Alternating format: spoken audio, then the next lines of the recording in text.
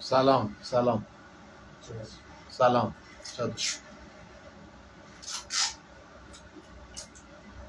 بده یکم تعدادتون زیاد بشه که من این چله نشینی رو حدودی بگم.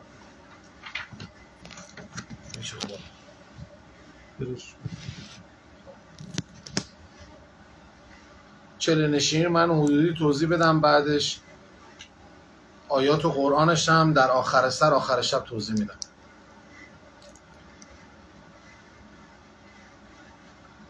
وقت شما بخیر.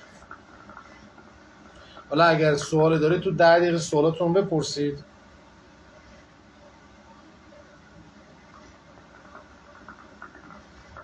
سلام. خب چله نشینی رو توضیح بدم.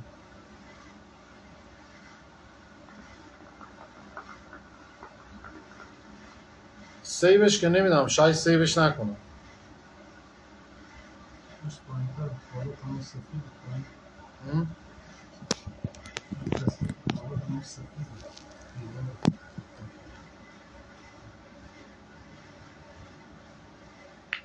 وقت شما بخیر. اگه سوالی دارید تا 5 دقیقه 10 دقیقه بپرسید که من حدودی در مورد چله نشینی توضیح بدم.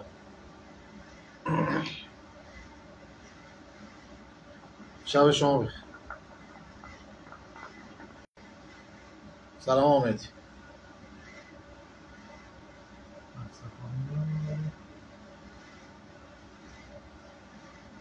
سلام فرمانده. فرمانده کیه؟ فرمانده همون پسرش مجتبی رو داره میگی که تمام گنج‌های لوره ها رو غارت کرد.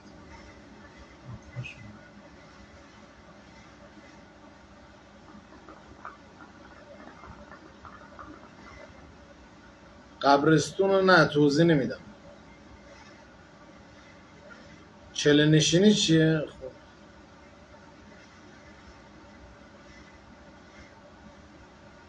سلام. قرار بود با وحید بیاد خونه جواد. من خونه جوادم. ما مونه جواد.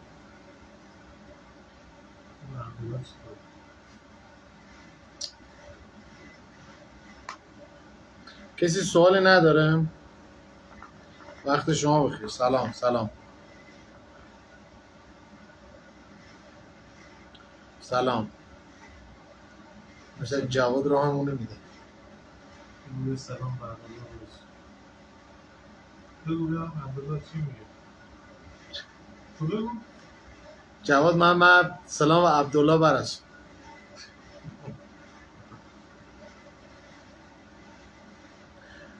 اگه نماز شب واجب، نماز شب منتره، چرا برای ما واجب نشد؟ آیا نماز شب خوندن پیش نیاز نمازهای واجباته؟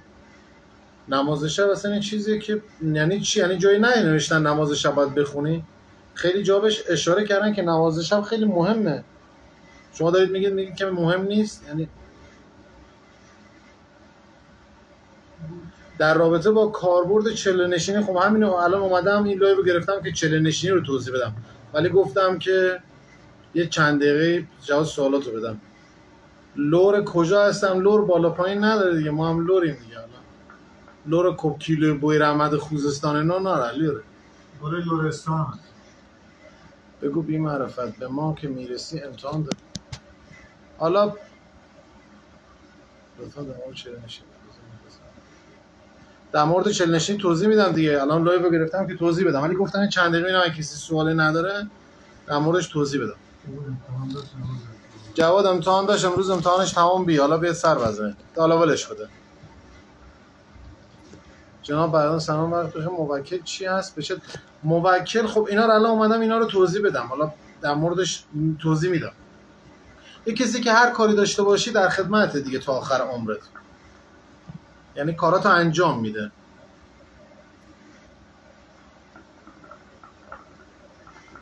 ساعت 3:33 نمیشه برای عبادت دوری از تاریکی. 3:32 بله یه ساعتیه. ببین اگه شما یه موقع از خواب بلند میشی و مثلا حالا میری دستشویی یا مثلا بلند میشی، این شک نکنید که کسی بلند تو کرده. در اون حالت سریعا شما نخوابید و بالاخره عبادت خدا رو انجام بدید. حالا یا مدیتیشن انجام بده یا عبادت خداوند انجام بده. کلمه نه رو شما نوشتید من متوجه نمیشم منظور شما. سلام بر همه. سلام. میگم نماز شب جزء واجبات. حالا دیگه شما میگید هر تو خودتون سلام میگید. جزء چیزایی که باید انسان انجام بده نماز شب. مستحب نماز شب. نماز شب مستحب. حالا انجام نمیدی دیگه. یه دقیقه تونتون ندید مسیج دوستا مختصر از زار. خب یه طوری مال مراسم جنگیری و این چیزاست. کار من که مال جنگیری و اینا میخواستم توضیح بدم که دیگه موافقت نکردم. زار مال نمیدونم طلسم و نمیدونم نعل اسب و نمیدونم طلسم شیر خورشید و نمیدونم روی پوست آهو و نمیدونم روی قلف بندازی، توی دستشویی بندازی، توی قبرستون چال کنی. زار مال این چیزاست که من امروز توضیح نمیدم. با چله نشینی به درگ و شهود بالا. بله موکل از اجنه نخیر، موکل از اجنه نیست. معذرت میخوام جنهای مسلمانو ببخشید. میشه متوجه بشیم که خودم بله موقعی که موکل رو میاری به سمت خودتون دیگه متوجه میشید دیگه. یه اسمی رد و بدل میشه. از طریق اون اسم شما هر موقع بخواید میتونید اون موکل رو بیارید سمت خودتون. اون از دور هوای شما رو داره. نظر در مورد نصر آیت الله نصر بروجردی. آیت الله بروجردی اگه منظورتون اوشون از کفشاش از غیب جفت میشد. آیت الله بروجردی وقتی خمینی کبیرنامه براش نوشت که آقا میخوام جهاد کنم، ایشون گفت کار من رسالت در دینه، جهاد کار من نیست. این انسان بسیار بزرگی بوده. اینا بالاخره روح شاد انسان بزرگ که حتی برای زعفر جنی هم در مهدیه تهران مراسم ختم گرفت. آیت الله بروجردی انسان بزرگی بود. من که شبا حداقل 1-2 بار بیدار میشم بی دلیل.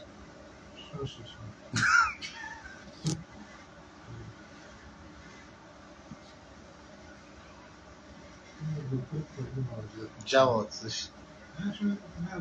اومد در رابطه با یه لحظه بخشید جواد اومد در رابطه با مادرم میکنم. این مادر شما الان من 5 ماه شما رو میشناسم تو این پیجی، هنوز مادرتون رو پیدا نکردید؟ سلام شبتون شب شما هم بخیر. بابت اسکرین شاتایی که میفرستید خیلی ممنون. درود خداوند بر شما، درود آقای امام زمان هم بر شما، منجی حی و حاضر ولی و وسیع روی زمین. میشه راضی به شهودم توضیح به شهود پیغامایی که برای ما ارسال میشه ولی حق بیان نداریم. از 1 ماه جلوتر برای ما ارسال میشه که مثلا قراره 1 ماه دیگه این اتفاقات بیفته. مثلا الان برای شما بعضیتون پسیجا میره پایین، من دارم دونه دونه میخونم که خدا نکره جواب کسی رو ندم مدیون بشه. شهود یه طوری که مثلا برای شما میاد مثلا به سوپرمارکت سر کوچه‌تون برید کمک کنید و اینا، شما بعد اون کار انجام بدید. شهود اینطوری مثلا کسی که یک عامیانه شد توی رسانه باونگا بود که رسانه‌ایش کردن که چشم نداشت و فکر کنم آره اهل بلگراد و صربستان هم بود، زنی هم بود. در سال خیلی از پیشبینیاش هم درست در آمد. شما دارید یکم همین جواد رو نشون بده. شما از سوال دارید بپرسید.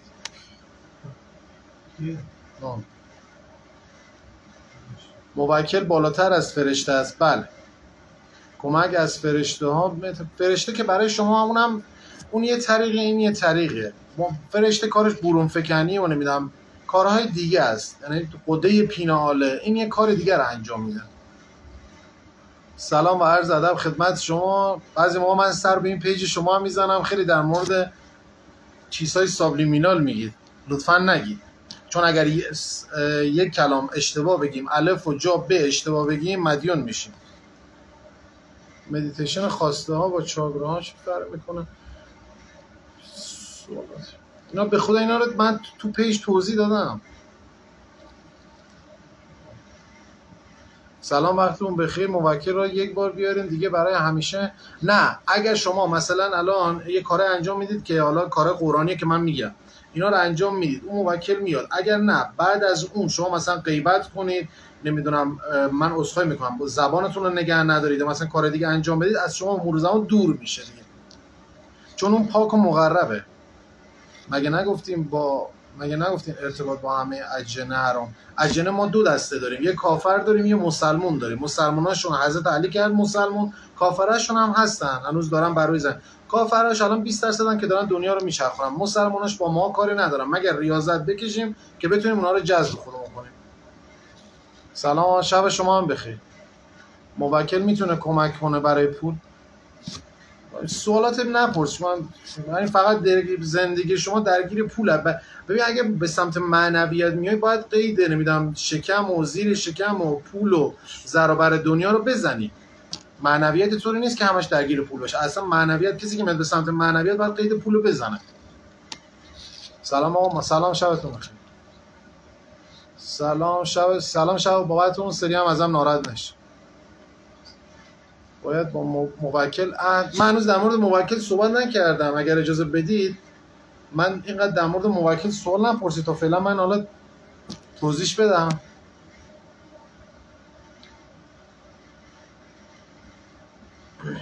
فرق موکل با فرشته اینه، فرشته مثلا ببین طبقه بندی داره، موکل فقط یه کار انجام میده. فرشته طبقات بالاتر هم هست، 7 طبقه هست، خصوصیاتاشون فرق میکنن. موکل کارهای روزمره ما رو میتونه انجام بده، فرشته کارهای دنیوی ما رو انجام میده. الان من این همه سوال موکل من هنوز توضیح ندادم.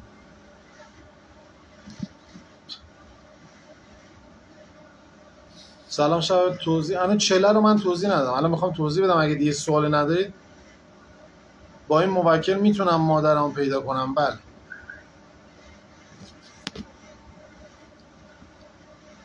سلام شب شما بخیر. چله رو الان میخوام توضیح بدم. آقا محمد عزیز، دمنوشا رو تهیه کردم. درود بر شرفت با این مسیجی که دادی که در مورد فلوراید پرسیدی که مهمترین چیز برای بدنه. دمنوشا رو تهیه کردم با آب رایان، از فردا استفاده. خیلی ممنونم از شما که تهیه کردی و استفاده میکنی. فرشته و موکل اجنن، فرشته از نوره، کارهای کسایی که فقط مقرب خدا هن. اینا رو من الان توضیح میدم. اگه چشم سوم قبل پاکسازی چاکرا دیگه باز نشه خطر داره. بله اول باید به چاکراها ما بپردازیم. بعدش ما کلمه باز و بسته توی چاکراها نداریم. چاکرا در صورت بسته شدن، در صورت کما و مرگ، در غیر این صورت در حالت غیر متعادل ضعیف دارن کار میکنن.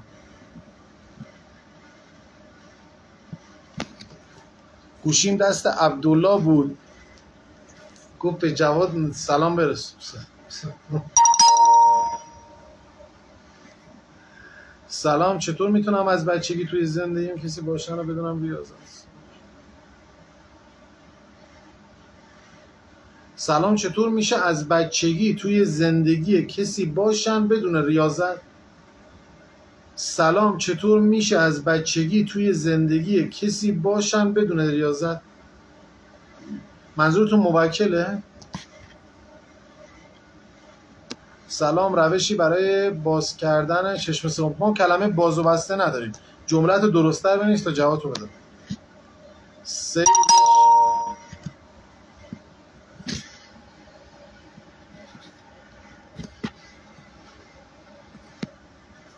خب میگن چه مسلمون چه. الان من الان یه لحظه این سوالات دیگه بده، من این سوالات بیام آخر. من هنوز موکل رو توضیح ندادم. تأمینات کندالینی رو میذارم، تایم ندارم به خودم. فواید چله نشین هم میخوام توضیح بدم. میخوام این سوالات موکل تمام میشه من توضیح بدم.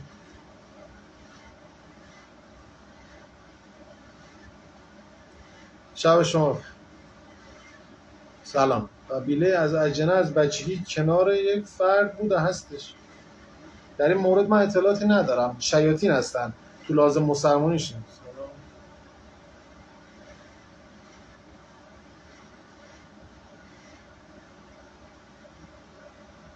من الان دقیقاً چند دقیقه معادله جواب؟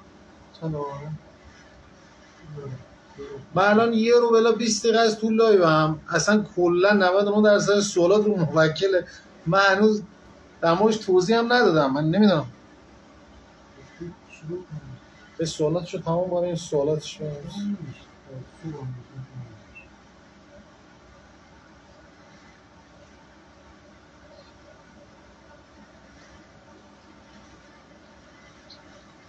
کسی ایده سوال نداره من یه دقیقه اینو توضیح بدم.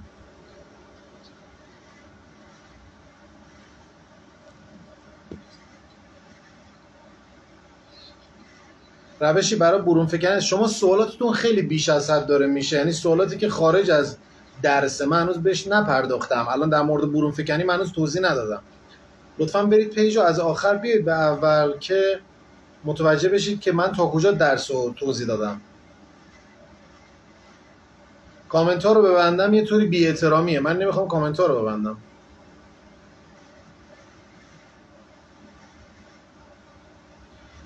چله نشینی به چند صورته؟ یک صورتش شیطانیه، یک صورتش رحمانیه. روشی برای رویا دیدن صادق هم وجود داره، اینا رو توضیح میدم تو برون فکنی.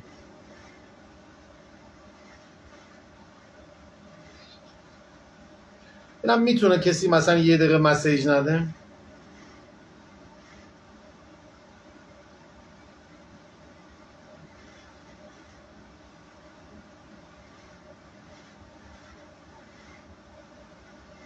سیو میشه، اینقدر سیو میشه رو لایو هم ذخیره میشه، ذخیرهش میکنم تا یه روز، چون در مورد چله نشینی میخوام توضیح بدم ذخیرهش میکنم. اگر اجازه بدید من در مورد چله نشینی توضیح بدم، اگر نه در غیر این صورت من کلا لایو رو میبندم، مسیجا رو میبندم و کلا دیگه بازش نمیکنم.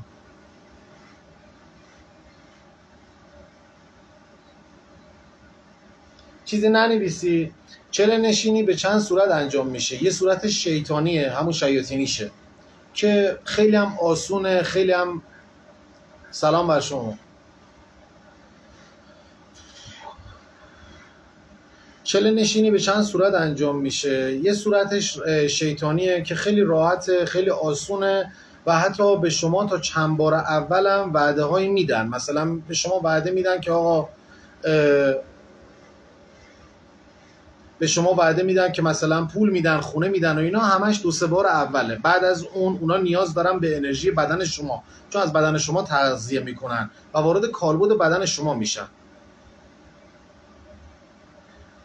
یه بار دیگه در این مورد صحبت کنیم من مجبور میشم شما رو بندازم. یه 10 بار دارم میگم یه دقیقه وایسا من اینو توضیح بدم، بعدش جواب سوالاتم میدم.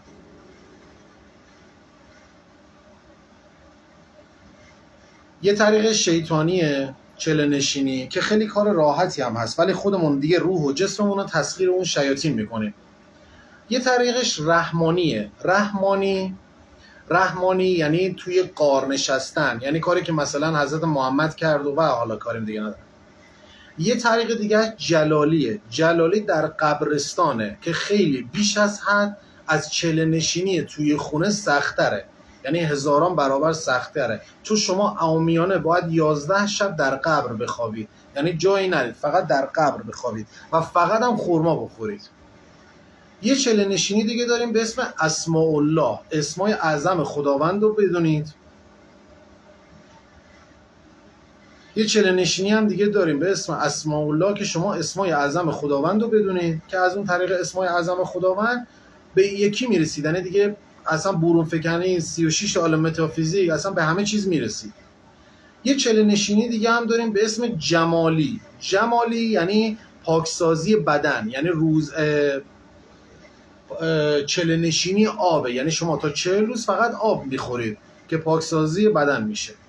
کلمه چله نشینی اسم اصلیش کلیمه هست، یعنی در اصل در یهود باستان چیزی که مثلا سامری و قبل اون استفاده میکرد بهش میگفتن کلیمه، یا همون گوشه گیری یا همون گوشه نشینی.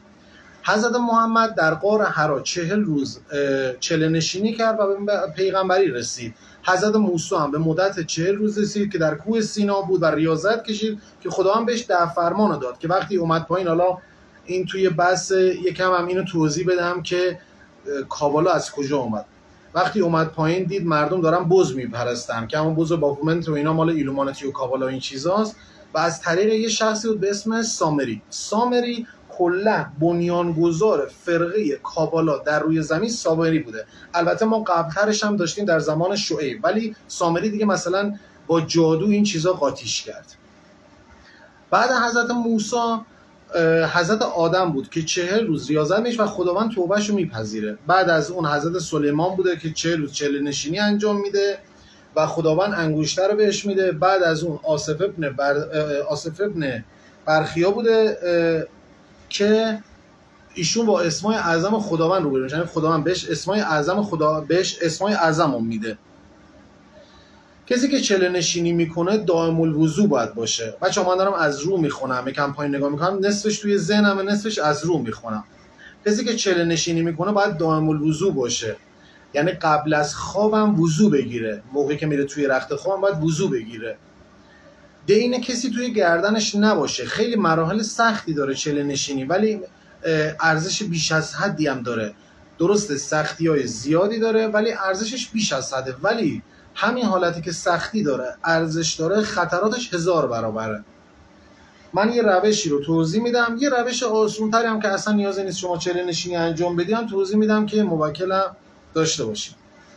طرف مقابل برمیگردیم به عقب که من یکم دور شدم. کسی که چله نشینی میکنه باید دائم الوضو باشه، حتی موقعی که میره توی رخت خوابم باید وضو بگیره.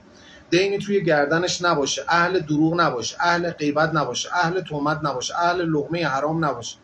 صداقت کلامی داشته باشه، کینه را از خود دور کند، قلب و شفاف باید کنه، ادای فرایض دینی انجام بده، نگه داشتن زبان. گفتم یه جای من گفتم امام صادق میگه 99% که کسانی که در رتبه‌های جهنم، همون 7 طبقه که حضرت مالک از اونجا هست، میرن قعر جهنم به خاطر اینکه زبانشون رو نگه نداشتن. دائم الذکر بودن، همین چیزی که من میخوام بهش مانور بدم. یعنی شما اصلا نیازی نیست ریاضت بکشید، نمیدونم شیاطین دور شما باشن اذیتت کنن، شما روزانه 1000 تا ذکر بگو، شدیدا موکل بعده. حالا چند وقتی طول میکشه، مثل اون 40 روز نیست ولی ارزشش بیشتره. دائم الذکر بودن، کمک به هم نوع خود، پرداخت زکات، حتی اگر زکات رو هم نداری بعد چله نشینی باید زکات رو بدی، چون وقتی موکل میاد توی زندگی شما خیر و برکت شدیدی میاره. موکل دیگه شما رو راهنمایی میکنه، نمیگم همزاد، مثلا مشابه همزاد، مثل همزاد، خود همزاد، اینطور حالتیه دیگه. کلا توی زندگی شما دخیل اون موکل شما رو به خیر و برکت میرسونه.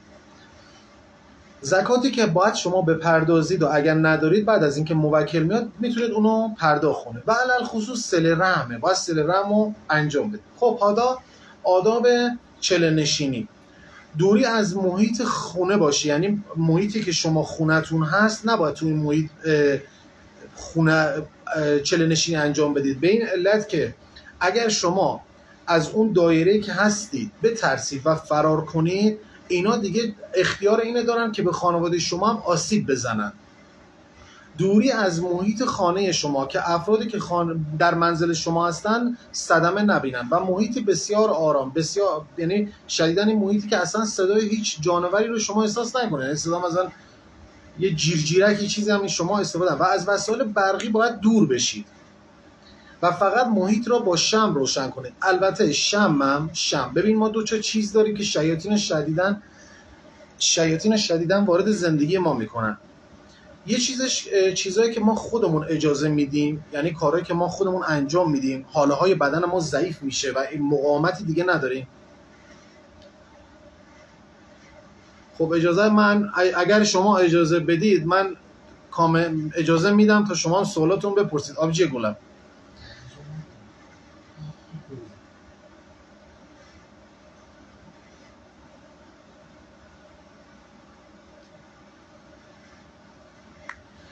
یه طریقش اینه که ما وقتی کارهایی که انجام میدیم این شیاطین به حریم خصوصی خودمون وارد میکنه. یه طریق دیگهش آینه است. شما الان خودتون نمیدونید آینه شه، ولی آینه سلام مخلصم، آینه مضرترین چیزی که ما تو خونه داریم. آینه بود زاویه اوناست. اونا از طریق آینه ماها رو خیلی رصد میکنن. سعی کنید شبا آینه هاتون رو با یه چیزی بپوشونید. سعی کنید شبا آینه رو نگاه نکنید. آینه خودش یه بحث جداگانه‌ایه، چون ما حتی چله نشینی با آینه هم داریم، البته با شیاطینشه. یعنی چله نشینی آینه هم داریم ولی شیاطینشه که من متاسفانه وارد علم جفر نشدم و نه توضیح میدادم، ولی یه حدودی بعداً شاید توضیح بدم که آینه چقدر مضرات داره برای ما. خب چله نشینی که ما انجام باید بدیم نباید زیر پامون قصبی باشه. یعنی چله نشینی که ما انجام بدیم نباید زیر پامون قصبی باشه. چله نشینی نباید در کنار آب باشه، در کنار دریا باشه، در کنار رودخانه باشه و علل خصوص سلام مخلصم در کنار جنگل هم باشه، چون این جاهایی که اینا زندگی میکنن. ببین اینا از آهن فراری هن. از آهن بعدشون میاد. درسته وارد کالبد جسمی ما میشه ولی از آهن هم فرار میکنن. و خیلی مهمتر اینه که نیمه شرعی ما این کار رو انجام بدیم. یعنی شما ببین این اصولیه که شما بعد نماز، سوالاتو من جواب میدم آخر سن، یه اصولیه که ما باید بعد نماز مغرب و عشا بیایم چله نشینی شروع کنیم تا بعد نماز صبح. ولی اگرم نشه مهم نیست، باید بعد نیمه شرعی یعنی ساعت 12 شب تا 10 دقیقه الی 20 دقیقه بعد از نماز صبح و قبل از غروب طلوع آفتاب باید این کار رو انجام بدیم. در چله نشینی باید 4 زانو یا روی 2 پا بشینید. یعنی نمیدونم حالا مینویسید یا من که لایو ذخیره میکنم به خاطر این چله نشینی. در چله نشینی باید روی 4 زانو یا روی 2 پا بشینید و اصلا نباید تکون بخورید و اصلا باید سرتون روی زمین باشه، چون بالا رو نبینید، چون چیزهایی هستن سایه میندازن. حالا و ذکر رو تکرار کنید و قرآن بخونید تا زمانی که داخل مندل. خب مندل، ببین مندل اسم یهودیشه، اسمی که ما الان مثلا اسلامی بهش میگن دایره. ما تا زمانی که توی اون دایره همون مندل قرار داریم آسیب به ما نمیزنن. البته مندل هم راههای خودشو داره، باید یه چیزای دور و بر مندل بذاریم که ما اونا وارد مندل نشن. یعنی تا بغل مندل میان. یعنی شما اگر مثلا این شعاع 2 متره، اینا تا 2 متر میان بغل گوشتن، دارن باهات صحبت میکنن. اینم خطراتش میگم بالاست. شیاطین تهدیدت میکنن، بهت آزار و اذیت میسازن ولی اصلا نباید توجه کرد. حتی از چیزی هم میترسی بهت آسیب میزنه. اگر مثلا شما از چیزی میترسی، مثلا از مار میترسی، از عقرب میترسی، اینا خودشونو به شبیه به مار و عقرب در میارن که به شما آسیب بزنن ولی حق ورود به مندل رو ندارن. اون مندل از طریق مثلا آیاتی که من حالا میگم محافظت میشه.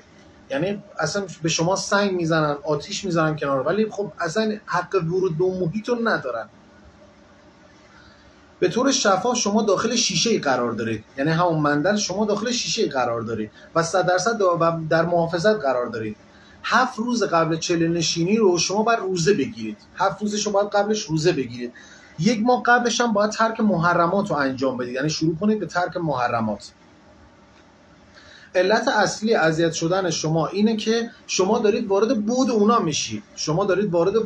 میشید. یعنی اونا نمیتونن وارد بود شما بشن به خاطر اینکه پیغمبر اونا رو منع کرده، مگر در یک صورت که شما اونا رو احضار کنید. شما دارید وارد بود اونا میشید. اونا هم به این علت که بیکارن دوست دارن اذیت کنن، چون کاری که ندارن، مثل ماها درگیر ماشین و خونه و این چیزا نیستن، هم دوست دارن ماها رو اذیت کنن، هم ما داریم وارد بود اونا میشیم. میخوام اونا رو حالا ببخشید اینطور میگم، میخوام اونا رو له کنیم زیر دست پای خودمون، میخوام کنار بزنیم و به موکل برسیم.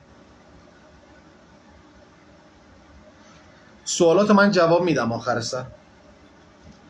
تا وقتی که در مندل قرار دارید به شما هیچ گونه آسیبی نمیزنن، فقط تهدید شما رو میکنن که همه تهدیدات بی‌پایه و اساسه، یعنی هیچ صحتی نداره. خانوادت رو میکشیم، آتیشت میزنیم، اینا همش تلقین ذهنه، هیچ اتفاقی برای شما توی مندل نمیفته. این در مورد این یه برمیدم، در مورد حضوری توضیحات شما دادم. اون موکلی که شما احضار میکنید بعد از روز 21 به شما یواش یواش نزدیک میشه و دیگه بعد روز 21 از شما محافظت میکنه. در این حالت شیاطین بسیار به شما رو اذیت میکنن، چون دیگه شما 21 روز سپری کردید و موکل هم به شما نزدیک شده و اونا اینو میبینن و دارن حسرت میخورن و شما رو اذیت و آزاراتون رو بیشتر میکنن. اینا نسبت به این شروع میکنن به پرتاب و سنگ و خیلی چیزا. اینا از اینجا من دیگه آیاتش و کاراشو دیگه 1 ساعت 2 ساعت دیگه توی پیج میذارم. از اینجا سوالی دارید شما بفرمایید. الان لطفا همه سوال بپرسید.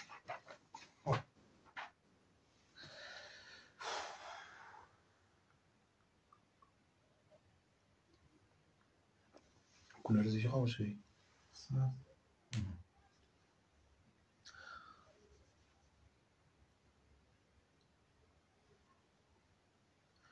میشه یه هزینه پرداخت کنیم و چله رو با هم یک جا باشیم انجام بدیم. هزینه رو میخواد به کی پرداخت کنه؟ کسی نیست بهش هزینه. یه چیزای دیگه اگه سوالی ندارید من چند تا چیز دیگه هم توضیح بدم. تا کسی سوالم پرسید. ببین یه چیزی در مورد این بهتون بگم. ببین خیلی جا شما میبینید که بهتون میگن که انگشتر موکل هم داریم. ما انگشتر موکل الان اینو بده من توضیح بدم. این موکل بود داشتن خیلی هم خوبه، مفیدم هست. حالا من توضیح میدم که ببین این چیزایی که شما خیلی میشنوید عامیانه اینه که انگشتر موکل دارم وجود داره در صورتی که اجنه چه مسلمونه چه کافره شدیداً بدشون میاد که اسم اونا رو روی کاغذ یا روی انگشتر یا روی فلزیجات بنویسید. اینایی که دعا مینویسن همش دروغه. اون شیاطین یا اون اجنه بدشون میاد که اسمشو روی کاغذ یا چیزی باشه. من الان مثلا اسم شما رو دارم صدا میکنم ولی اینکه بنویسمش روی جایی خیلی بهتون برمیخوره. من باید صحبت کنم با شما. دعا کلامیه نه دعا صحبتیه. الان یه دفعه همه ترسناکه، هیچ هم ترسناک نیست. ببین خب حالا در موردش بده من یه توضیح کلی بدم. مسیجاتون رو بنویسید من دونه دونه میرم پایین. در مورد آخری شما باید روزی اگر میخواید این مراحل طی نکنید. حالا من مراحلش هم توضیح میدم که چه مراحلی داره، چه آیاتی باید استفاده کنیم، چی باید دور و برمون باشه و اینا رو من توضیح میدم. ولی اگر میخواید به این دردسرا وارد نشید، شیاطین شما رو اذیت نکنن چون شما دارید وارد بود اونا میشید. شیاطین شما رو میخواد روزی یکی از ذکرهای خداوند رو بگید. روزی 1000 تا از ذکرهای خداوند رو مدام تکرار کنید و دروغ نگید و نمیدونم سلرم رو انجام بدید. این کارا رو انجام بدید. ولی ببین با موکل داشتن شما چاقراهاتون متعادل میشه و قده پینال شما متعادل میشه. موکل این قدرت ها رو داره ولی ذکر گفتن طولانیه. مثلا شما احتمال از چند ماه درگیر اون ذکر گفتن باشید ولی ارزشش رو داره نسبت به اینکه بیاید دردسر بکشید. شما باید 40 روز سر تایم خاصی بیاید این کارا رو انجام بدید. ببین اگر 1% اندازه ناخونی شما بترسید در حالتی که توی مندل قرار دارید، توی دایره قرار دارید، شما بترسید تموم شد دیگه. یعنی شدیداً نمیدونم والا، یعنی اصلا احتمال مرگتون هست. 100% دیوونه بشید هست. اینا خیلی هست. اینا بریم حالا ببینم چی داری تو. منظورت با نه من هزینه از کسی نمی. شما صلواتی بفرستید هزینه است. گفتن 2 نمونه هست که این نمونه اولش بوده. من 4 تا رو توضیح دادم دیگه. 4-5 تا بود توضیح دادم. چند ساعت در روز باید داخل مندل بشینیم؟ از ببین قاعدش میگن از نماز مغرب و عشاء تا نماز صبح. ولی خب منطقاً که نمیشه آدم 12 ساعت بشینه. ببین یه چیزا هم دیگه بهتون توضیح بدم. یه لحظه البته شما مسیجتون به من دونه دونه میام پایین توضیح میدم.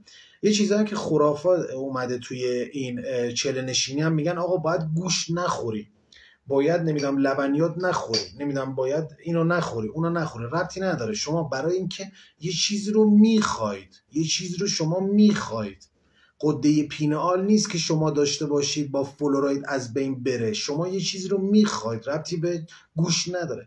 توجه نکنید به این چیزا. نمیدونم این استادای پولیکی و اینا آقا نباید. چرا اینو دارم میگم گوش؟ چون شما تا 40 روز باید برید پیش اون استاد که به شما چله نشینی یاد بده. درسته؟ اون استاد برای اینکه هزینه ناهار شام و صبحانه شما را نده به شما میگه نباید گوشت بخورید، باید آب بخورید و خرما بخورید. اصلا این حرفا نیست. گوشت بخورید، شیر بخورید، این حرفا. شما یه چیزی داره بهتون اضافه میشه. پینال نیست که فلوراید از بین بره.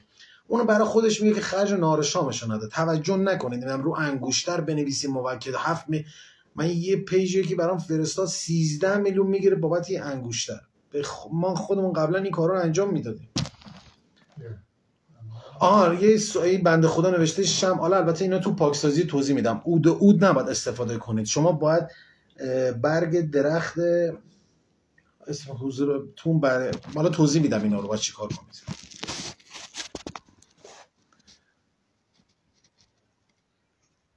میشه موقع انجام چله نشینی چشامون رو ماشوب ببندیم. میشه باز کنیم، میشه ببنده، ربطی نداره اینا.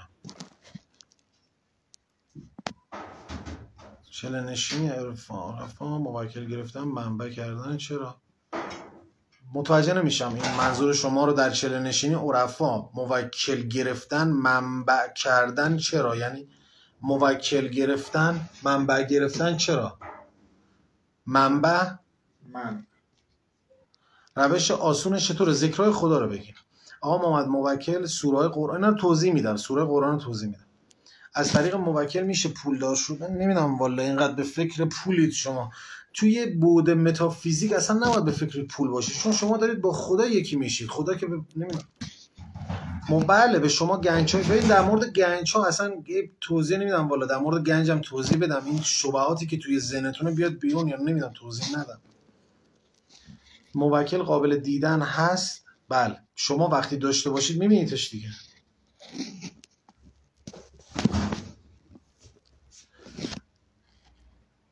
از تجارب و این سوال شخصیه، من دوست ندارم توضیح بدم این چیزا رو به خودم. حالا نباید که به خودم، نیازی نیست به شما توضیح بدم.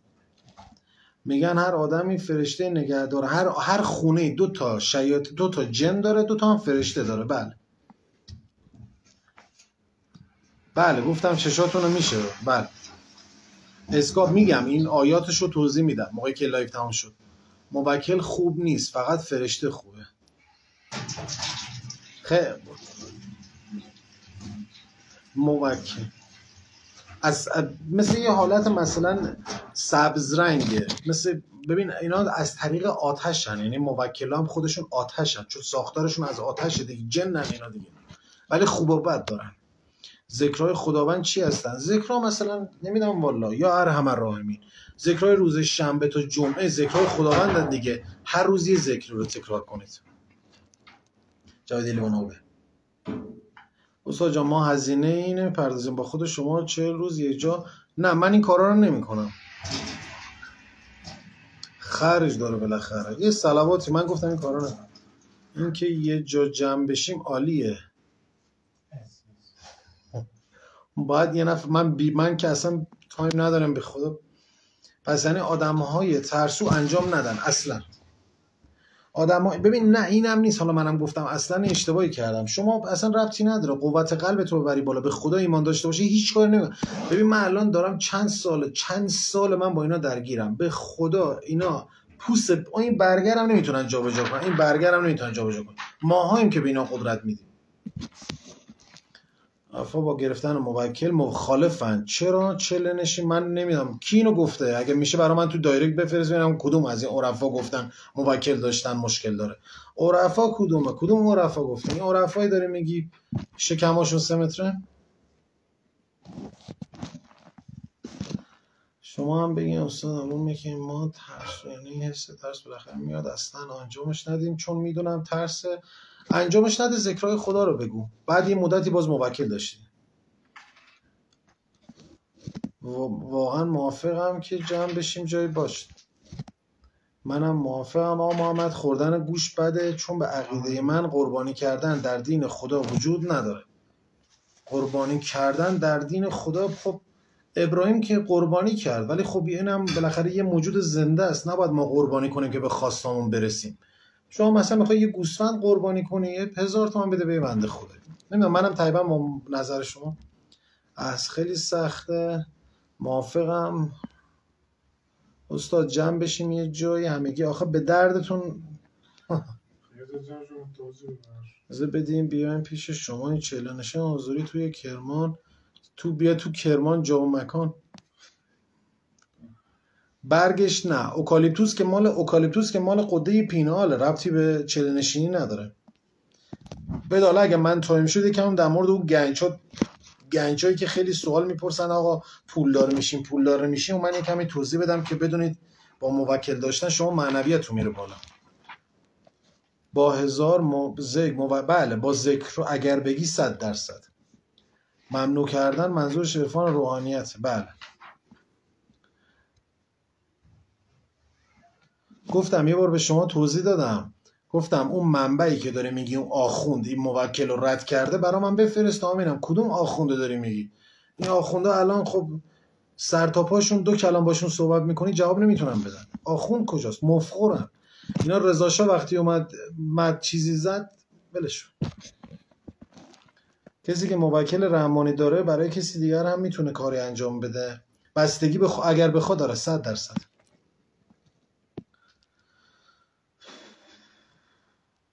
توی چله نشینی گفتی شمع روشن بشه. ذکر یونسیه برای افراد عادی. ذکر یونسیه ربطی به چله نشینی ربطی نداره اصلا. ذکر یونسیه شما استفاده نمی‌کنید. چیزای قرآنی باید استفاده کنید، چون زیاده نتونستم حالا توضیح بدم. چون اگه بخوام توضیح بدم باید تا 4 کنار هم باشه. از تجارب خودتون. من یه بار اینو به شما گفتم اینا سوالات شخصیه، نباید نیازی نیست من به شما توضیح بدم. این برای بار دوم. موکل قابل دیدن هست برای اون نفری که میارتش. یعنی شما اگه موکل داشته باشید بله. موکل همون جنه ولی مسلمونش. جنها رو شما میتونید ببینید، همون شیاطینش هم میتونید ببینید، ولی راههایی داره که برای دیدنش. حالا مسلمونش یکم دردسر داره.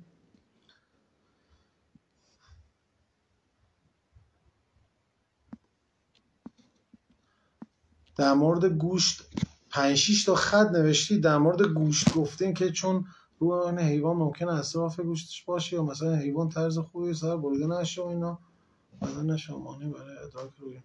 من قبول ندارم که گوشت بخور یا نخور. شما لطفا گوشتو بخور، ریاضت هم انجام بده. این حرفا نیست. کلا من با کشتن موجودم من خودم مشکل دارم، چون اون موجودم بالاخره نمیدونم والا، اونم داره سبحان خدا رو میگه. یه مورچه هم سبحان خدا رو میگه. یه مورچه اگر نبود سلیمان به درجات نمیرسه. موکل از جنس آتشه، چون جنن دیگه. در مورد گنج‌ها گفتی، گنج‌ها رو توضیح میدم. ببینم کدام سوره ها. سوره ها رو من توی شما امروز وارد این پیج شدید، برید پیج رو مطالعه کنید لطفا. در مورد شبهات هم توضیح بدید که گفتید شبهات. خوب گفتم انگشتره که به شما میگن انگشتر موکل داره، یا مثلا ما یه کاری میکنیم که شما موکل داشته باشین. همه حرف اینا همه خود طرف باید چله نشینی کنه. کسی نمیتونه کاری انجام بده. اینو خب الان یه بارم گفتید، منم جواب دادم که خوردن گوشت بده یا نه. بازم سوالات بعضیتون تکراری. یعنی موکل شبیه انسان نیست. این فکر کنم 5مین بار دارم توضیح میدم. موکل از آتش، از اجنه است. ریشه اصلیشون، ریشه اجدادی اینا برمیگرده به جاج و ماجاج، پدر و مادر خود شیطان عزازیل.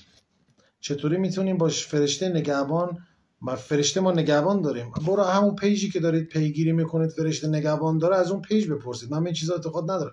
تا حالا دیدید اصلا من در مورد فرشته نگهبان نمیدونم نگهبان کجاست اون موقع؟ ورودی خروجی کجا رو پست میده؟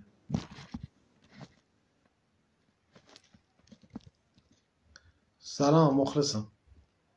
مگر اسلام من نکرده ورود به دنیای ببین اجنه شیاطین رو من کرده، موکل داشتن روحانیت رو من نکرده. سندی که دارید شما میگید لطفا برای من تو دایرکت بفرستید. اجنه شیاطین به خاطر کافر بودنش نسبت به خداوند من کرده. روحانیتی که حضرت علی اینا رو در چاهی در عربستان مسلمون کرد من نکرده.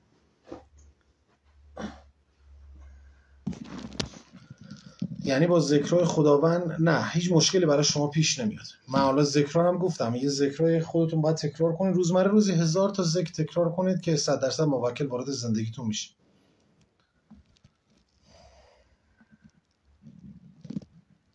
به این موضوع فکر کنید که خودتون حضوری آموزش بدید. من نه این کارا رو میکنم، نه خوشم میاد، نه شما رو.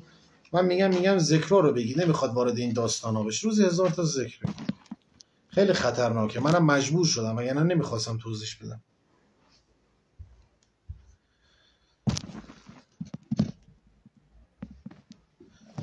دختر من از یه قسمت خونه میترسه. اون قسمت آینه هستش. باید چیکار کنم که بهش خطر نداره؟ اینا روی شبا نگاه آینه نکنید. آینه بود زاویه ورود به ایناست، به این دنیاست. بخور اوکالیپتوس مال قده پیناله. برید پیج از آخر بیاید بالا متوجه میشید. واقعا نمیتونن چیزی جابجا کنن. شب منو خیلی اذیت کردن. والا به خدا شیاطین جرئت ندارن پوست پیازی جابجا کنن، مگر ماهاییم که به اینا قدرت میدیم. اصلا نمیتونن. من نمیدونم والا، اصلا نمیتونن پوست پیازی به خدا جابجا کنن. نمیشه توی اتاق خونه چله نشینی که نه نمیشه توی اتاق خونه، چون اگر شما احتمال است از مندل فرار کنی و به تمام اعضای خانواده آسیب برسونی. اگر توی خونه اگر بیرون از خونه انجام بدی خودت فقط آسیب میبینی، ولی اگر توی خونه انجام بدی چرا؟ چون اینا دیگه دریچه عالمی که هستن باز شده براشون. اینا در زیر زمین بعد بیشتر ببین چله نشینی، موکل شیاطین، اونایی که در زیر زمین زندگی کنن میان بالا. متوجه شدی؟ چون شما اونا رو داریم. این دریچه دیگه باز بشه مگر یه استاد بزرگی بیاد که دعاهای مختصی بخونه باز این دریچه بسته بشه. برای همینه باید بیرون از خونه باشه که اگر زمان شما فرار کردید دریچه باز شد همون محیط بمونن، ولی وقتی توی خونه قرار بگیرن آسیب میزنن به کل اون خونه.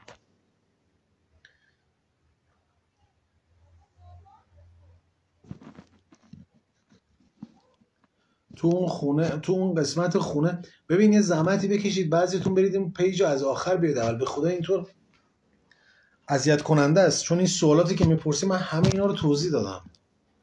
چه ذکری بگیم که ثروتمند بشیم؟ نمیدونم.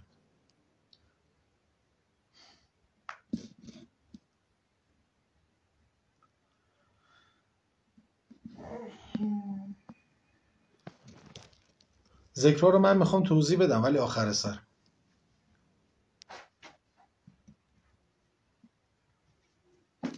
موکل اگه داشته باشیم حتما باید با چشامون ببینیم اونا رو. اونا منظورت که شیاطینه؟ شیاطین اصلا شما نمیبینید، صداها شما رو اذیت میکنن، به سمت شما سنگ پرت میکنن، به سمت دور و بر شما مثلا اگر از مار بدت میاد به شکل مار در میان، ولی حق ورود به مندل رو ندارن.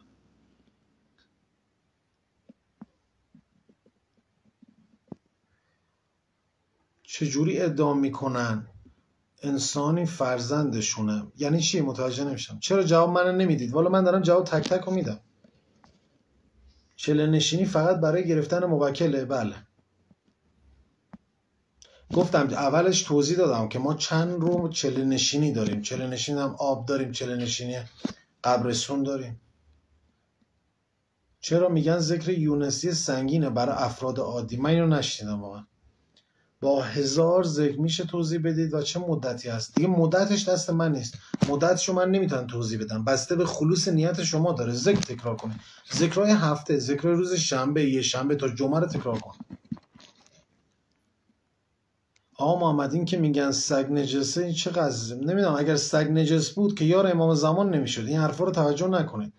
یکی از یابلشون سگ کی میگه نجسه؟ اونی که میگه خودش نجسه. استاد خواهش میکنم برای اومدن توی لایو قبل از اعلام کنید. حیف آقای شما من اعلام کردم توی استوری دیگه. من نمیدونم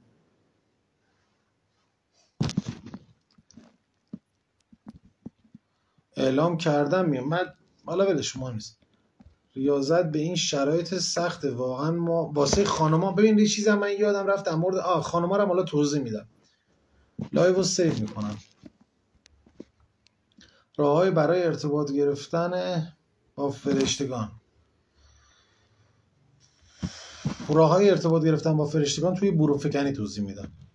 چه ذکرهایی رو 1000 بار بگیم؟ ذکرهای ایام هفته رو. آقا ذکرها رو میگین، ذکرهای ایام هفته رو. استاد شما بروجردی هستی؟ استاد شما بروجردی هستی؟ نه خیر. ممنونم از شما، بزرگوارید. چرا خانم‌ها هم میتونن چله نشینی کنن، ولی توضیح میدم. خانم‌ها هم میتونن تو چله نشینی کنن. حالا اگر نیاز باشه الان میگم، نیازم باشه باز توی اون ذکرایی که دارم میگم و توضیح میدم اونجا. آقا محمد چله نشینی برای خانم‌ها نه میگم توضیح میدم. نه یه 2 تا طریق داره، اونا هم توضیح میدم. ذکرای ایام هفته هست. اگر میخواید چله نشینی انجام ندید، چله نشینی میخواید انجام ندید، ذکرای ایام هفته. اگر نه میخواید چله نشینی انجام بدید، من ذکراشو تا 2-3 ساعت دیگه میذارم میشم. حتما بعد از لایو دایرکت رو چک کنید. باید در مورد موضوع اسمای اعظم رو در ساعت روز مشخص باید نیمه شب. اسمای اعظم مگه شما بلدید؟ اسمای اعظم اگه بلدی به من بگید ببینم. قربانی کردن خروس سیاه هم تاثیر داره برای رفع شیاطین. اگر فرار نکنیم چی میشه؟ باز میتونیم آسیب نه. اگر شما در دایره مندل قرار بگیرید، یعنی دور مندل قرار بگیرید، ذکرها رو بگید، ذکرهای خداوند رو بگید، حالا من ذکرهاشو میذارم، اون آیات قرآنی رو بگید، اینا نمیدونم والا مثل یه پشن فقط دور شما هستن، اصلا به شما آسیبی نمیرسونن. من موکل رحمانی رو دارم میگم، نه شیطانی.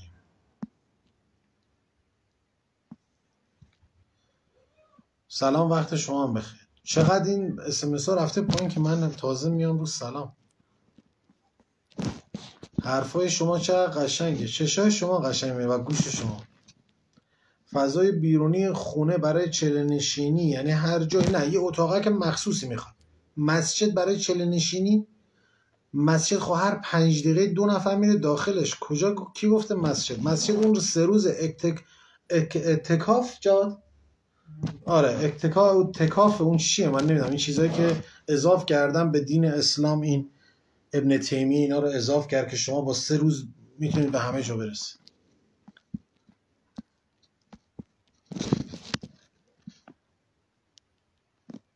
گفتین 7 روز قبل از چله‌نشینی انجام بشه، ما که روزه قضا داریم.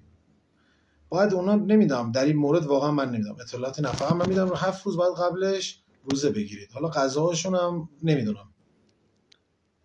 موکل پس راه چند سالتون میتونه مدت کوتاه. بله شما میخواید چند سال طول بکشید. ببین اسم ذکرای 7 رو بگی معلوم نیست چند وقته، بستگی به خلوص نیت شما داره. ذکرای روزمره رو بگید یا مثلا صلواتی برای ظهور آقای امام زمان بفرستید، بستگی به شما داره. ولی موکل در اذیت کننده است. حالا من راهاشو میگم. اینو حالا ننویسید دیگه چه روز خانم اینا، گفتم اینو توضیح میدم دیگه. اینقدر شفاف یه چیزی رو توضیح ندید، یکم زشته. ببخشید سوالمو جواب نه، ولی من دارم دونه دونه جواب میدم دیگه، یه دست صدا نداره. درباره چله‌نشینی ببین همش الان باز شد ذکر، یعنی همه سوالات شد ذکر. گفتم ذکرها رو من توضیح میدم. اسمای اعظم رو تو هیچ منبعی نمیتونه پیدا کنی، باید خودتون به خلوص نیت بالا برسید که بهتون شهود بشه، براتون شهود بیاد.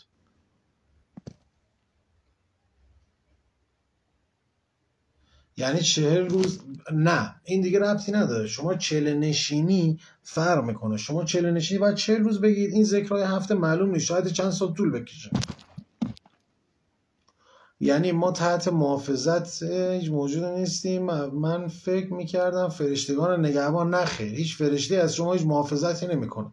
بعد 21 روز موکلی که هست قراره بیاد مثلا به شما کمک کنه، از دور هوای شما رو دیگه داره. بعد از اون روز 35م اینا رو من توضیح میدم. بعد از روز 35م اون موکل دیگه وارد میشه و هیچ شیاطینی دیگه دور و بر شما نیست، چون اونا رو میکشه.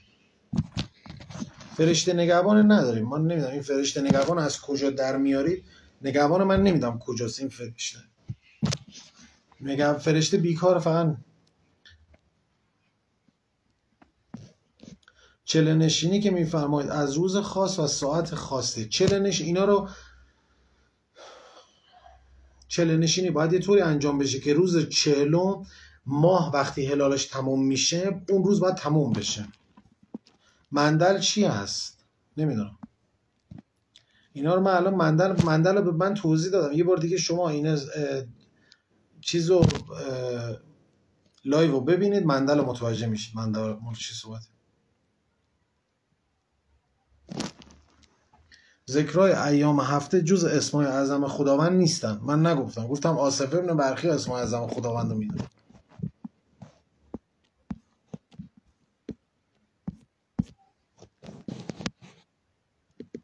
سوال شخصیه، من دوست ندارم جواب سوال شخصی شما رو بدم. لایو رو سیو میکنم. اگر دیگه سوالی ندارید من لایو رو ببندم، چون این چیزها رو که بخوام توضیح بدم 1 ساعتی هم درگیر این چیزا هستم. من توضیح بدم توی یه پیج براتون بذارم.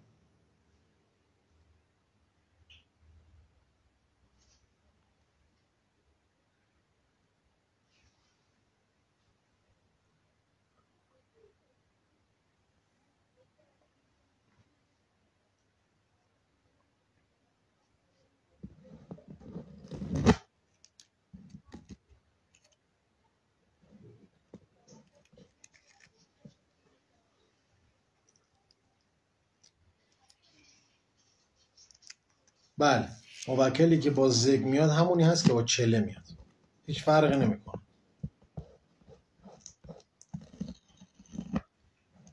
دست شما هم در نکنه، شبتونم بخیر. کسی از سوالی نداره برید که من لایو رو ببندم دیگه، این مال چله نشینی رو توی پیج بذارم.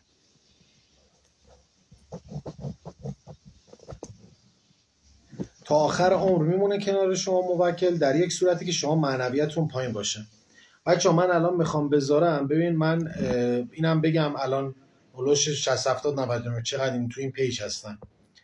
من بارم اینو گفتم، الان دارید صدا منم میشنوید. من چون این درس و سالیان سال زحمت کشیدم برای این درس، یه چیزی نیست که الان اینو در آورده باشم. دیدید که توی قده پینه‌آل و چشم سوم هیچ کس توی این مملکت اینطوری توضیح نداد، درسته؟ من هیچ هزینه از کسی نمیگیرم. هزینه من صلوات نظر آقای امام زمان. سعی کنید بالاخره این گنج رو الان توضیح میدم. اگر من چیز شد یه بار دیگه بهم بگو که الان من گنج رو توضیح بدم که گنج چه تاثیراتی داره. اگه شما ببین، من شخصا زکات این درس رو صلوات گذاشتم، اینو من بارها گفتم. الان دارم صحبت میکنم، میگن آدم زنده شاهد نمیخواد چون خودش زنده است، درسته؟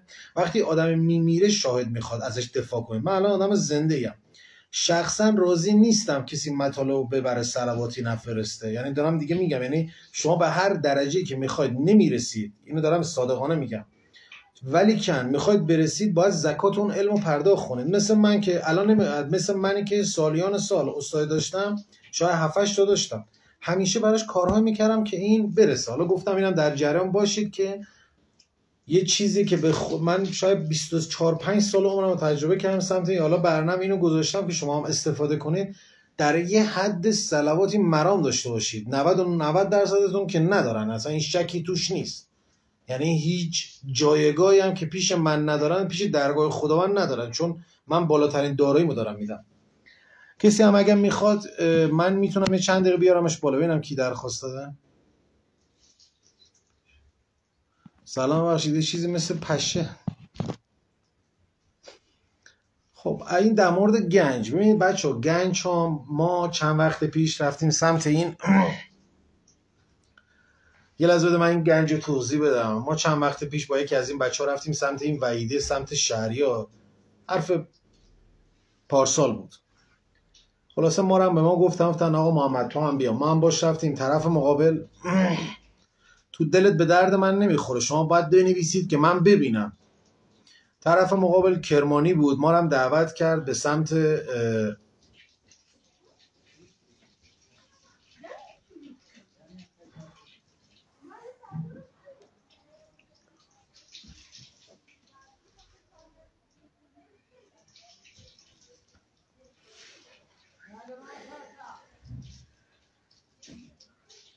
من این گنج رو اگه میشه توضیح بدم.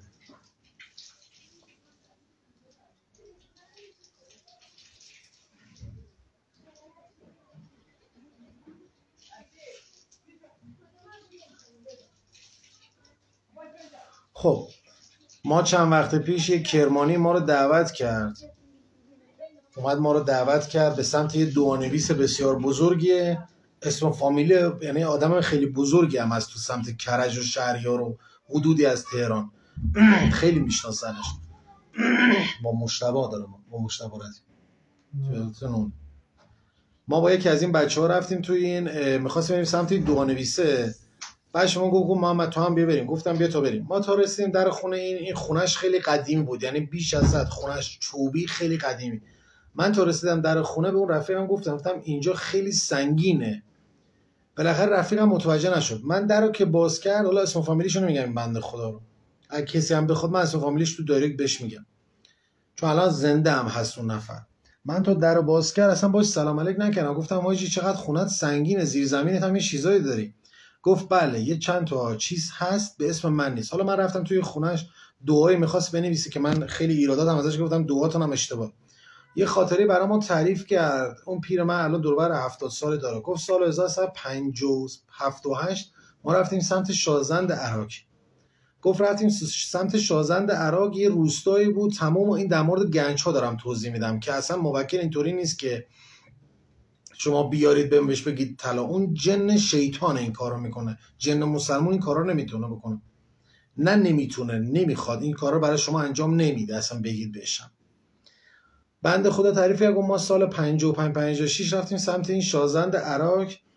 به ما گفته بودن که یه کوهی شدیداً اونجا نقشه و این چیزا داره که زیرش گنج‌های بسیار بزرگیه که خیلی حالا میگن اون کوه همون کوه یه گنج بزرگ گم شده دنیا، همون گنج داریوش بزرگه که به ترس اسکندر مقدونی این گنج رو قایم کرد توی حومه عراق و همدان و این چیزا که رضا شاه هم خیلی دنبالش گشت و اینو پیدا نکردن. حالا بگذاریم.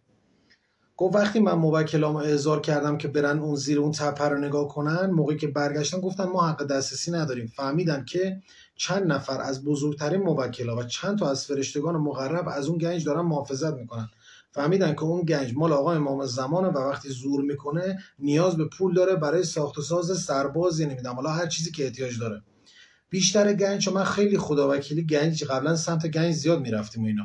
اولا اگر میری سمت گنج، اگر میبینید جن شیطان داره، شیر خر بندازید. اولا که من میگم نرید که کلا کار اشتباهه، ولی با شیر خر اینا خیلی مشکل دارن. یعنی سمت گنج که میری چون موکل رو گذاشتن سمت اون چیز، سعی کنید اگر این موقع گنجی چیزی میخواید پیدا کنید 1 کیلو 2 کیلو شیر خر اون قسمت بپاشید، چون از بوی شیر خر فراری هن. مثل بوی سیر. بوی سیر هم اینطوریه. همین دیگه.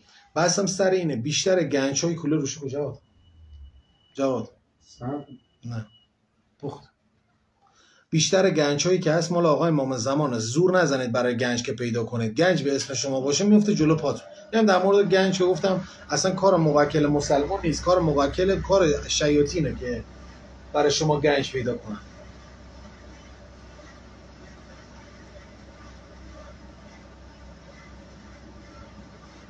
حالا سوالاتون بپرسید. یه رو دیگه هم تمامش میکنم. به تو سوزی روشه بخورا بکن. تو سوزی روشه بخورا. چرا؟ روشه نه. ستانو داری. آره.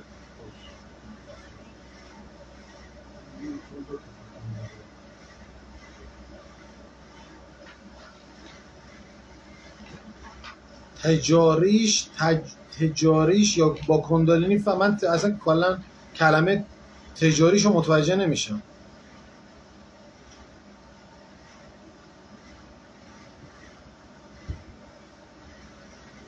از بوی سیر و شیر آره اینا فراری هستند. جن بد به چشم انسان نمیاد، حق ورود ندارن. علت این که موکل نزدیک انسان میشه، انسان دمای بدنش گرمای بدنت زیاد میشه مثل انرژی. اگر شیاطینیش باشه سرما میاد، یعنی شما احساس سرما میکنه. با چشم برزخی میشه امام زمان. بله شما اصلا به چاکرای سوم و چهارم که برسی راحت امام زمان میشه ببینید. این همه یه دقیقه وایسید. اینقدر نگید استاد، من استاد نیستم. استاد خونه‌ای که آلوده شده با راههای پاکسازی شما گفتم شما برید پیج رو از پایین مطالعه کنید جوابتون رو میگید. آخه نوشته بود تجربه کندالینی. حالا نمیدونم چرا اینقدر سوال شخصی میپرسین بنده خدا. بله با چله نشینی دیگه شما یه موکلی دارید که اون موکل از عالم غیب خبر داره و مشکلات رو به شما میگه. هر مشکلی که داشته باشید براتون میگه و کمکتون میکنه. یه راهنمای زندگیه، یه همزاده برای شما، یه هادی سمت راست بدن شماست، یه خوبیه. ذکرهای مندل رو من میگم. بده خداحافظی کنیم، سیو و لایو من ببندم. چشم. لایو دوباره چشم. موکل هر موقع هر وقت بخوایم میاد یا دیگه میچسبه بهمون. نه یه اسم مثلا با شما رد بدل میشه، شما از طریق اون اسم صداش میزنید. حاله های سیاه مال انرژی منفیه. زیارت عاشورا بخون برای امام زمان. زیارت عاشورا خوبه. دعای فرج رو بخون. اینا خیلی خوبه. یادش باش ما اصلا آیه داریم هیچ موقع نماز هیچ کس قبول نیست، نه نمازش نه قرآنش کسی قبول نیست اگر یاد امام زمان نباشه. ببین توی جنگ احد اگر با سوال ندارید من اینم توضیح بدم در مورد امام زمان. سوال شخصیه، دوست ندارم جواب بدم.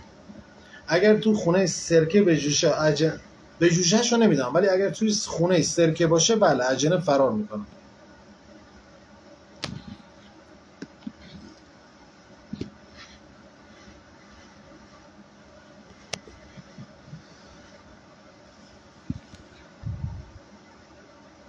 برای نزدیک شدن به خدا آقای موزن الان توضیح میدم. اگر میگم سوالی نداشته باشید اون پایین یکم توضیح میدم.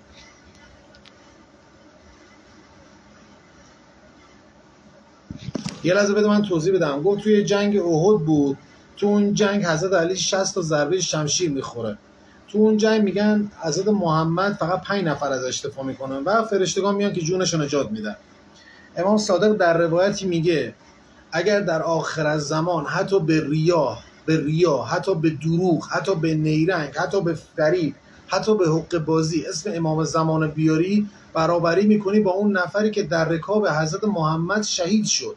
اینقدر حضرت مهدی در روز آخر از زمان قریب میشه برای 40 نفر.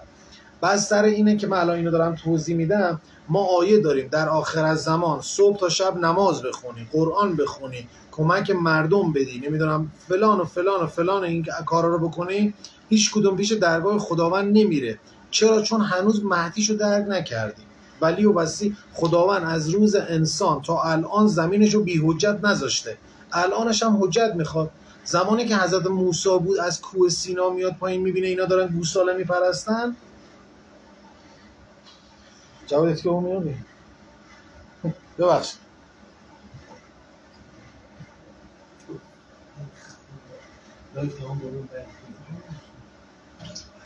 باید جوشون رو گرفتن میکنم. این همه روز نرده تو چند کار میکنی؟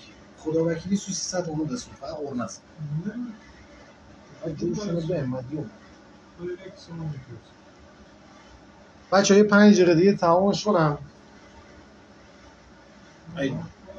نه باید جوشون تا 4 شما چون مدیوم یعنی در کویت دیگه چون باز میرم تا 40 روز همین من نمیرم تا 40 روز همین جواب یه نفر رو خدا قرارش مدهده نیست.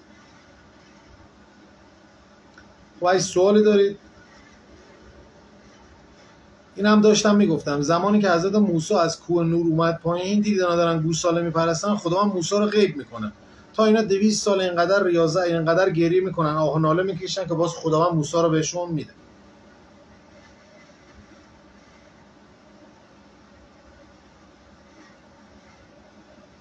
بازم الان این برابر آخر صبح تا شب به خدا قسم دارم، قسم خدا رو میگم، قسم جلاله میگم.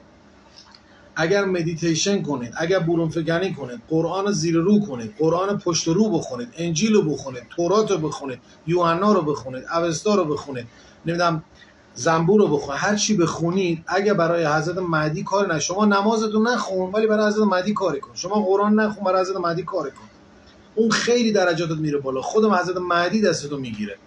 حالا من گفتم ببین من یه چیزی بگم، من خیلی حساسم، من هیچ کاره تا حالا بلاگ نکردم، کسایی که به من زمان توهین میکنن اصلا بدون دریغ بلاگ میکنن. سعی کنیم که جلوی، چون بدترین جای بدن و بهترین جای بدن زبانه، چون هم حرف شیرین هم حرف مفت ازش در میاد. اگر زبانم به مغزم دستور بده میبرمش، مغز به زبان دستور میده. علی شریعتی میگه 6 ثانیه فکر کن بعد صحبت کن، کتاباشو بخون، در بوستان و باغشو بخون.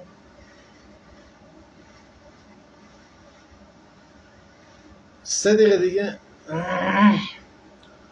چیکار کنیم؟ هیچ. شما که تا الان من 1000 بار گفتم این زکات این علم منو پرداخت کنید، صلوات بفرست، تا حالا زیر یه پست صلوات نفرستادید، تا حالا میگی چیکار کنیم؟ هیچ. همینطوری که زندگی کردیم مابقیش هم ادامه بده. شما منی که دارم صبح تا شب تو این پیج فعالیت میکنم، یک بار به خاطر دل من یه صلواتی نفرستادی بگی محمد داره زحمت میکشه، لطفا یه صلواتی برای ظهور آقا رمضان بفرستم، متوجه شده که یک کارماش به خودم برگرد. الان میگی چیکار کنم؟ هیچ. همینطوری که هستی هنوز درگیر زربر دنیا باش. من با خدا از کسایی که صلوات نمیفرستن راضی نیستم، یعنی نمیدونم والله چی بگم. الان نمیخواد همتون اینجا صلوات بفرستن.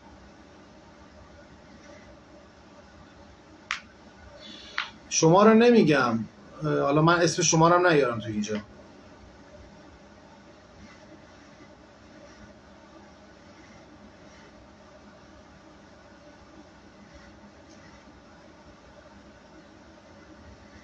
بچه ها کاری ندارید، من چون یه 2 ساعتی هم میخوام اینا رو تو باز بنویسم. شما رو نمیگم، شما رو میدونم صلوات فرستادی خانم.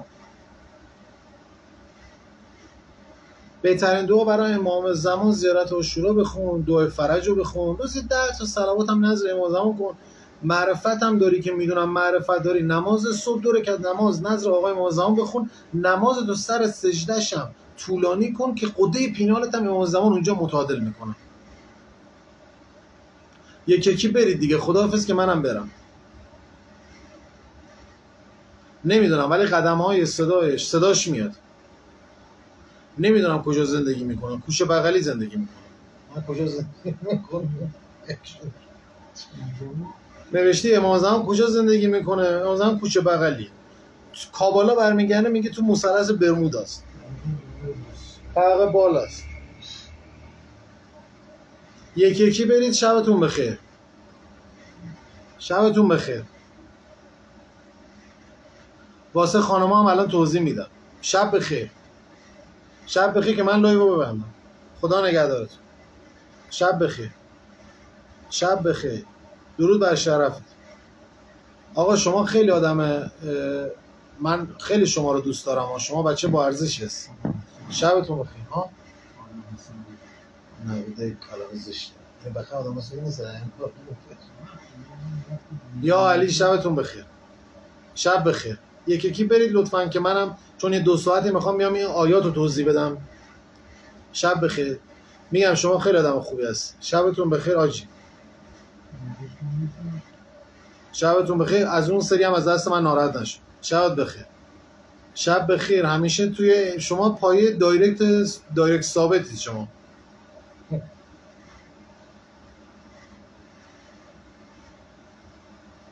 این 48 نفر هم اگه برید. شب بخیر. شب بخیر. شب بخیر. شب بخیر.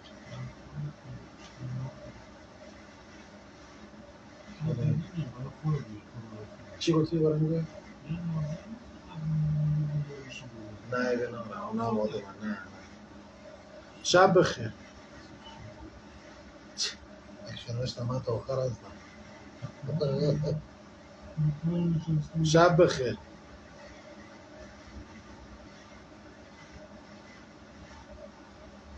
لایو رو سیو میکنم. چشم. شما 3 سری دارین میگی چشم. یا علی شب بخیر. برید که منم برم به کارام برسم دیگه. من قطعش کنم یکم زشته. 1 دقیقه دیگه من قطعش کنم. شما برید بهتر.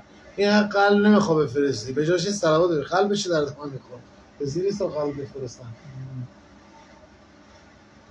شبتون بخیر. شب بخیر. چون مانا پیدام سمت این موضوع جواب همه صلوات بفرستن. شب بخیر. آقا موزان نگهدارت باشه. 19 نفر شب بخیر. 70 شد 19. 16 شب بخیر. شب بخیر. گفتم دیگه شب بخیر. سوالات جواب نمیدم دیگه. این سوالات زیر پست بپرسید. شب بخیر.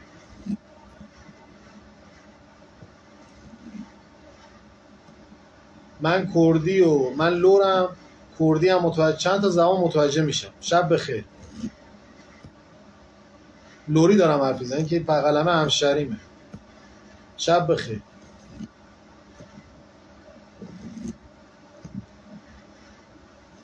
سی ثانیه دیگه خودم لایو میبندم. یکم وقت زشته. شب بخیر.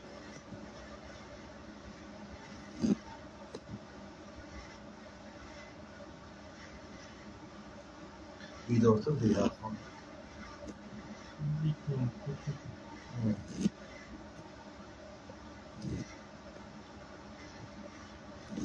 20 ثانیه دیگه لایو میبندم. شبتون بخیر. یا 20 ثانیه بیام وجدانم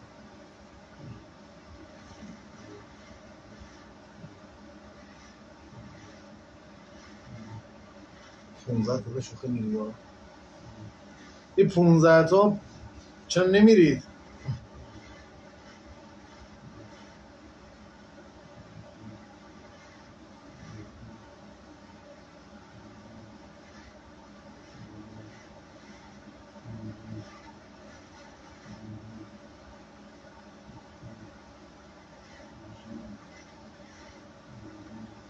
خداحافظ